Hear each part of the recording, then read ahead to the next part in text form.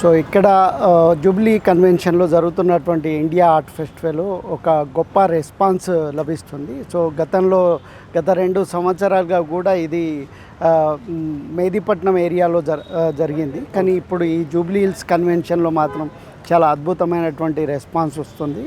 And ఇది భారతదేశంలో ఉన్నటువంటి కళాకారులందరూ కూడా ఇక్కడ 120 స్టాళ్ళని తీసుకోవడం జరిగింది. అండ్ ఇక్కడ దాదాపు వందలాది మంది ఆర్టిస్టులు సో వివిధ కళాకృతులు వాళ్ళు చేసినటువంటి ఆర్ట్ వర్క్స్ని ఇక్కడ ప్రజెంట్ చేయడం జరిగింది. సో ఇలాంటి అవకాశం చాలా రేర్గా లభించేటువంటి అవకాశం.